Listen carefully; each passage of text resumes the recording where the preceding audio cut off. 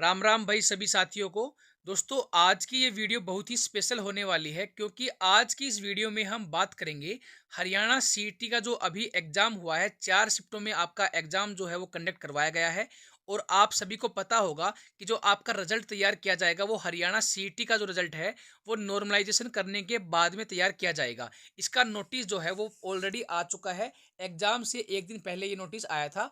I think सभी बच्चों ने देख भी लिया होगा, नहीं भी देखा है तो अब देख लीजिए। ये भाई नोटिस था जो कि आपका 4 तारीख को निकाला गया था।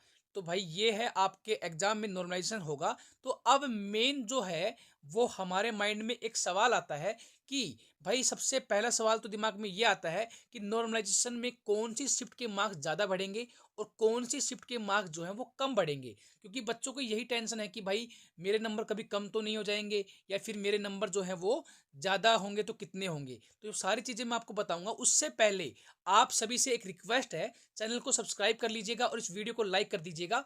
और जो अपने हरियाणा सीईटी का जो ग्रुप डी का जो एग्ज़ाम होगा फरवरी में या फिर मार्च में होने की उम्मीद है। तो जिनकी तैयारी अच्छी नहीं है, जिनको अभी आपने देख भी लिया होगा एग्जाम में, जिनका मैथ्स और रीजनिंग जो अगर वीक है तो अपने स्पेशल बैच स्टार्ट किया हुआ है जिसका नाम है अपना एसएससी जीडी स्पेशल। मतलब उसका नाम तो एसएससी जीडी स्पेशल है, लेकिन भाई उसमें है ना आपका मैथमेटिक्स का पूरा पोर्शन, सारे टॉपिक करवाए जाएंगे जो आपके हरियाणा सीईटी जो ग्रुप डी का जो आपका एग्जाम होगा जो फरवरी और मार्च में, उसमें आपको 100% 30 क्वेश्चन आएंगे, 15 रीजनिंग के और 15 आपके मैथमेटिक्स के। तो वो आप सारे अटेम्प्ट कर पाओगे, मेरी गारंटी है। तो अभी चैनल को सब्सक्राइब कर लेना और क्लास को रेगुलर लेना। क्लास अपनी स्टार्ट हो चुकी है और जिनको कोई डाउट है तो वो इस नंबर पर मुझे व्हाट्सअप कर दीजिएगा भाई। तो ये मेरा नंबर है, इसमें मुझे व्हाट्सअप आप कर दीजिएगा तो आपको मैं उस ग्रुप में जोड़ दूंगा जहां पर आपकी क्लास जो है वो लगेंगी। वैसे यूट्यूब पर लाइव चलेंगे आपको, लेकिन फिर भी अगर कोई डाउट लगे तो इस पर मैसेज आप कर दीजिएगा। अब समझते हैं अपनी शिफ्ट के बारे में। तो आ जाते हैं भाई आगे। इसमें हम बिल्कुल डीप में समझेंगे कि भाई तरीके से कैसे काम करता है। तो देखिए भाई, सबसे पहले हम आ चुके हैं यहाँ पर। अब मैं आ चुका हूँ अपने यहाँ पर, आपको स्टेप बाय स्टेप बताऊंगा आपका जो है नॉर्मलाइजेशन जो है वो कैसे काम करेगा। तो सबसे पहले आप देखिए भाई, समझने की कोशिश कीजिएगा। आपका जो एग्जाम है वो 4 शिफ्टों में लिया गया है। तो एग्जाम्पल के रूप में भी यहाँ पर 4 शिफ्ट ही बताई है। तो यहाँ पर आपकी शिफ्ट 1 हो चुकी है, 2 हो चुकी है, 1 हो चुकी है, 2 हो चुकी है। 4 शिफ्ट थी। ये आपके अब्सेंट कैंडिडेट थे, ये आपके प्रेजेंट कैंडिडेट थे। टोटल बच्चे मान लीजिए इतने थे। अब इसमें जो है सबसे पहले हमें ये पता होना चाहिए कि पहली शिफ्ट में हाईएस्ट जो स्कोर किया है वो कितना बच्चों ने किया है। मतलब कितना नंबर बन रहा है। हाईएस्ट मान लीजिए 200 नंबर हाईएस्ट है और उसी शिफ्ट में लोवेस्ट मान लीजिए 40 है। ऐसे ही सेकंड शिफ्ट, थर्ड शिफ्ट और फोर्थ शिफ्ट। तो ये चीज़ें हमने यहाँ पर देख ली। इसके बाद में टोटल जो है सीजन 1 से लेकर मतलब सेशन 1 से लेकर सेशन 4 मतलब चारों शिफ्टों का मैक्सिमम 200 रहा है और जो कम से कम रहा है वो -40 रहा है। तो ये तो अपनी पहली मतलब कैलकुलेशन हो गई है। अब आगे देखते हैं भाई। आगे हम नीचे अगर आते हैं तो सबसे पहले हम क्या करेंगे, सबसे पहले उस स्कोर को हम परसेंटाइल स्कोर में बदलेंगे। तो परसेंटाइल स्कोर में बदलने का तरीका ये होता है भाई, देखिए फॉर्मूला अभी मैंने आपको दिखाया था कि परसेंटाइल बराबर m/n/100। ये होता है अपना परसेंटाइल का फॉर्मूला। इसमें कैसे काम करता है, मान लीजिए कि मान लीजिए 100 बच्चों ने एग्जाम दिया था और मान लीजिए मैं टॉपर हूँ, तो मेरे नीचे कितने परसेंट है मुझे लगा के, तो मेरे नीचे जो बच्चे हैं वो मुझे लगाकर 100% बच्चे हैं पूरे, क्योंकि सारे मेरे नीचे नीचे हैं। मैं भी तो अपने आप को लगा रहा हूँ, तो मुझे लगा के और मेरे नीचे कितने बच्चे हैं तो 100% बच्चे हैं। तो मेरा जो परसेंटाइल होगा वो 100% होगा, मतलब 100% जो है वो मेरा होगा। मान लीजिए सेकंड बच्चा जो आया है उसका परसेंटाइल क्या होगा, तो उसका परसेंटाइल होगा मान ली 99 के आसपास। क्यों, क्योंकि मान लीजिए 100 बच्चे थे एग्जाम में, 100 बच्चे एग्जाम में थे, तो इसको लगा के जो सेकंड वाला बच्चा है उसको लगा के इसका परसेंटाइल क्या होगा, मतलब इसको लगा के इससे नीचे कितने हैं 98, तो इससे नीचे है और एक ये खुद हो गया, तो इसका जो परसेंटाइल बनेगा 99 बनेगा। ये तरीका है, जनरली आपको मैं समझाने के लिए बता दिया, लेकिन ये फॉर्मूले से आप बिल्कुल एग्जैक्ट वैल्यू निकाल सकते हो। तो ये हमारा हो चुका है फॉर्मूला। तो ऐसे हम क्या करेंगे भाई, सबसे पहले तो निकाल लेंगे इनका परसेंटाइल।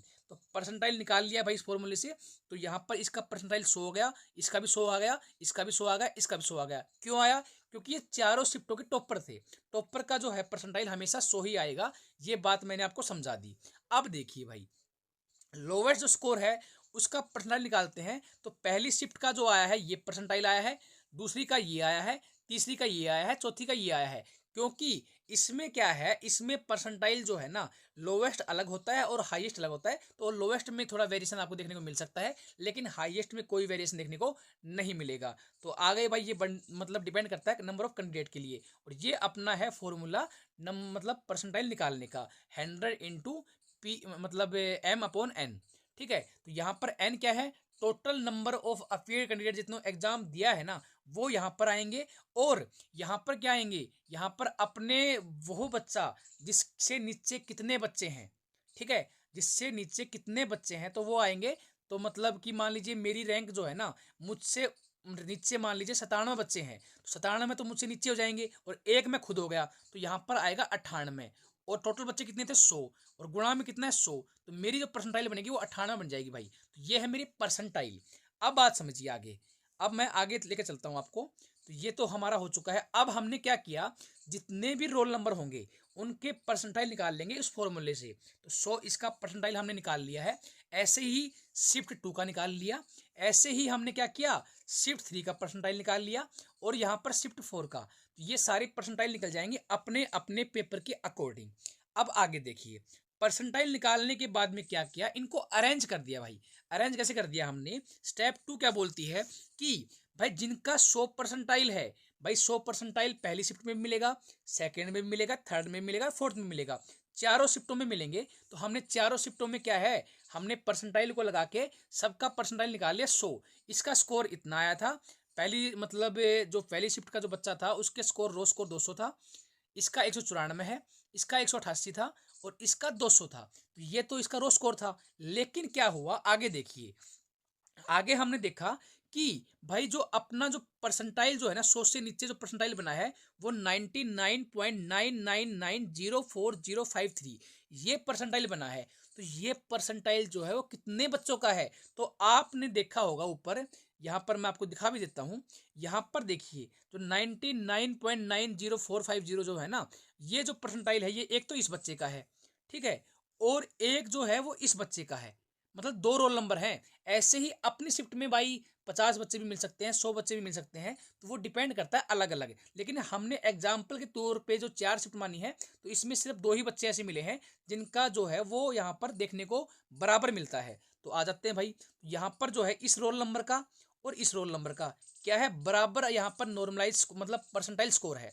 तो यहाँ पर परसेंटाइल स्कोर है, तो इसका रो स्कोर कितना था, इसका 192 था, इसका 194 था। ऐसे ही जो अपना मतलब इससे जो नीचे जो परसेंटाइल होगी ये वाली होगी, तो ये परसेंटाइल कितने बच्चों की बराबर है, तो इस रोल नंबर की और इस रोल नंबर की बराबर है। तो इसका पहले वाला जो है इसका 192 स्कोर था रो ए सीरीज का, और सी का मतलब थर्ड शिफ्ट था तो 186 इसका रो स्कोर था। तो ऐसे हमने एक लिस्ट तैयार कर ली। जो ब्लैंक है ना, ये हमने इसलिए ब्लैंक छोड़े हैं कि भाई यहाँ पर सेकंड शिफ्ट जो थी ना उसमें इतनी परसेंटाइल किसी की नहीं है, मतलब एग्जैक्ट ये परसेंटाइल किसी की नहीं है, तो ब्लैंक छोड़ दिया। एग्जैक्ट परसेंटाइल जो है ना ये वाली, ये जो सेकंड शिफ्ट में भी नहीं है और फोर्थ शिफ्ट में भी नहीं है, तो इसको ब्लैंक छोड़ दिया भाई। ठीक है, अब ब्लैंक छोड़ दिया, हम आगे आ जाते हैं। हमने ये लिस्ट जो है वो तैयार कर ली। तैयार करने के बाद में क्या करेंगे, देखिए तैयार हमने करने के बाद में क्या करेंगे, यहाँ पर नीचे आ जाते हैं। अब ये फॉर्मूला लगाएंगे भाई, ये फॉर्मूला लगाएंगे। ये फॉर्मूला जो है वो किस लिए लगाया गया है, तो ये अपना इस फॉर्मूले को बोला गया है इंटरपोलेशन फॉर्मूला। तो ये फॉर्मूला किस लिए लगाया है कि जो बच्चे हमारे ब्लैंक थे ना भाई, जो बच्चे मान लीजिए यहाँ पर एक ब्लैंक था, है ना, यहाँ पर नहीं था वो ब्लैंक, ब्लैंक आपका ये वाला था, एक तो ये वाला ब्लैंक था आपका, और एक ये वाला ब्लैंक था, और ये वाला भी ब्लैंक था, और ये वाला ब्लैंक था। मतलब इसमें क्या था, इस परसेंटाइल पे इस परसेंटाइल पे सेकंड शिफ्ट में कोई बच्चा ही नहीं था, ठीक है, नहीं फर्स्ट शिफ्ट में कोई बच्चा ही नहीं था और थर्ड शिफ्ट में भी कोई बच्चा नहीं था, तो हमने ब्लैंक छोड़े थे। लेकिन इस फॉर्मूले की हेल्प से हम ये करेंगे कि काश ऐसा होता कि यहाँ पर शिफ्ट में भी एक बच्चा क्या इतना परसेंटाइल बनता, तो उसका रो स्कोर क्या होता। तो उसका इस फॉर्मूले से हमने रो स्कोर निकाला, इस फॉर्मूले में रख के हमने रो स्कोर निकाला, तो उस बच्चे का रो स्कोर आएगा 199.75, इसका आता 187.93781। तो अगर इस परसेंटाइल के ऊपर अगर कोई बच्चा वहां पर अगर वेरी करता तो उसका रो स्कोर इतना होता। ये बात हमने इस फॉर्मूले से जान ली। अब आगे आते हैं, ऐसे ही हमने क्या किया, जितने भी ब्लैंक थे ना वो सारे हमने मान लिए कि अगर इतने परसेंटाइल के ऊपर अगर बच्चा इस शिफ्ट में होता तो इसका रो स्कोर इतना होता, इसका रो स्कोर इतना होता। अब क्या आ चुका है हमारे पास में, सभी शिफ्टों का रो स्कोर आ चुका है हर परसेंटाइल के ऊपर। इस परसेंटाइल के ऊपर रो स्कोर ये आया, इसका ये आया, इसका ये आया, इसका ये आया। तो अब चारों शिफ्टों के ऊपर क्या है, हमें सेम परसेंटाइल के ऊपर रो स्कोर आ चुका है। तो अब क्या करेंगे, अब हमें तो भाई देखो परसेंटाइल तो ये सेम है, लेकिन इसके लिए हम क्या करेंगे, अब इनका एवरेज ले लो, जितनी भी शिफ्ट है उनका एवरेज ले लो, मतलब 4 से डिवाइड कर दो। तो एवरेज लेने पर क्या है, हमारी एक शिफ्ट आ जाएगी जिसमें बिल्कुल एवरेज हमें दिया होगा। तो देख लीजिए भाई ये आ गया है भाई। अब हमने क्या किया, जितना भी हमारा स्कोर आया था ना, रो स्कोर जो आया था उनका हमने एवरेज ले लिया। तो यहाँ पर देखिए भाई, यहाँ पर तो चारों बच्चों के नंबर हमें दे रखे थे, क्योंकि 100 परसेंटाइल वाले बच्चे तो हर शिफ्ट में होंगे।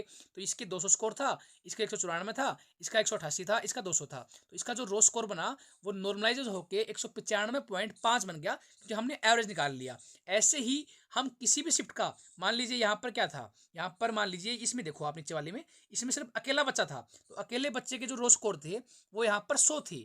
लेकिन जो अपनी पहली शिफ्ट थी, थर्ड शिफ्ट थी और फोर्थ शिफ्ट थी, वैसे तो यहाँ पर इस परसेंटाइल के ऊपर कोई भी बच्चा मौजूद नहीं था, लेकिन उस फॉर्मूले की वजह से हमने एक आइडिया लगा लिया कि अगर इस परसेंटाइल के ऊपर कोई बच्चा होता तो इसका रो स्कोर इतना होता, इसका रो स्कोर इतना होता, इसका रो स्कोर इतना होता। तो अब हमने क्या किया, इनका एवरेज लेकर अपना यहाँ पर क्या है, इसका जो है वो मतलब नॉर्मलाइज स्कोर है वो हमने निकाल लिया।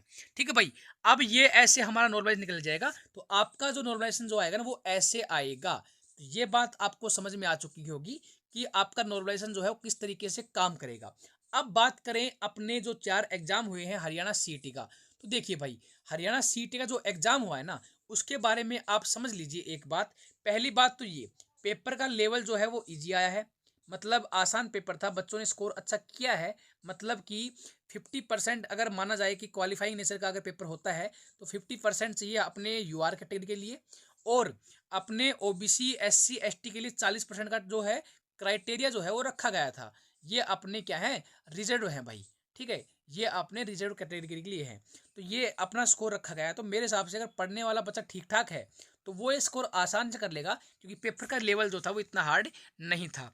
तो भाई ये चीज़ें मैं आपको बता दूं, और पेपर का जो लेवल है, देखिए आज मैं मतलब मेरा आइडिया है, जो मैंने पेपर देखे हैं, चारों पेपर देखे हैं, पहला जो था, देखिए पहली शिफ्ट, सेकंड शिफ्ट और थर्ड शिफ्ट और फोर्थ शिफ्ट, अगर इसमें हम कंपेयर करें कि भाई कौन सी शिफ्ट जो थी वो आसान थी और कौन सी हार्ड थी, तो अगर मैं 4 शिफ्ट थी तो मैं 4 स्टार मान लेता हूँ।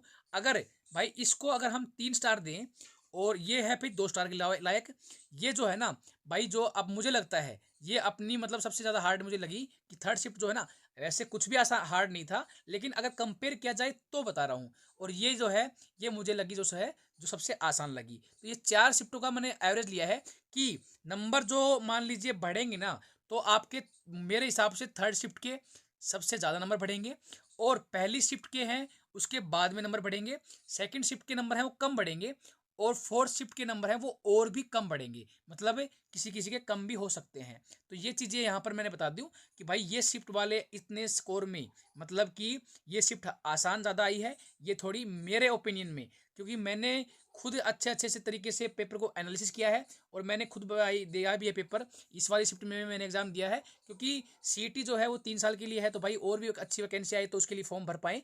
तो ये चीज़ें हैं। मेरा भी स्कोर भाई 82 रहा है, 82 नंबर हैं वो ठीक है, वो तो मतलब 82 क्वेश्चन जो है मेरे ठीक है बिल्कुल। और 1 साल हो चुका है भाई किताबों को हाथ लगाए हुए, मतलब कि जब से मतलब मिनिस्ट्री ऑफ डिफेंस में और हरियाणा पुलिस में जब से सिलेक्शन हुआ है तब से किताबों को हाथ नहीं लगाया था।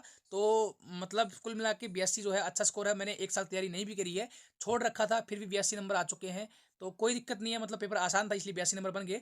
लेकिन मैं आपको बताऊं कि मैंने जो एनालिसिस किया है, सबसे हार्ड शिफ्ट जो है, मतलब चारों शिफ्टों में, वैसे तो सबकी सब आसान है, लेकिन चारों में अगर कंपेयर करें तो पहले नंबर पर थर्ड शिफ्ट हार्ड है, सेकंड नंबर पर अपनी ये वाली हार्ड है, और थर्ड नंबर पर अपनी ये वाली हार्ड है, और फोर्थ नंबर पर अपनी ये वाली।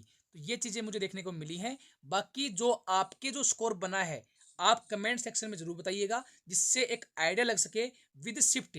भाई मेरी शिफ्ट ये थी, ठीक है। पेपर मतलब 6 तारीख को था या 5 को, 5 नवंबर शिफ्ट 1 स्कोर क्या रहा, कमेंट सेक्शन में बताइएगा। उसके बेस पे हम बिल्कुल ठीक एनालिसिस कर पाएंगे कि किस स्कोर में कितनी जो है बढ़ोतरी की चांसेस हैं और किस में क्या है कम होने के चांसेस हैं। तो भाई ये चीज़ें मैंने आपको बता दी। साथ में ही मैंने एक बात और बताई है, ग्रुप डी के लिए जो आप तैयारी कर रहे हो, तो आपको मैथ्स और रीजनिंग के 30 नंबर पूरे चाहिए ना, तो भाई बैच को अभी ज्वाइन कर लो, चैनल को सब्सक्राइब कर लेना, क्योंकि सारी चीज़ें आपको यहाँ पर मिलेंगी। वीडियो पसंद आई हो तो लाइक करना। Thank you so much, have a nice day.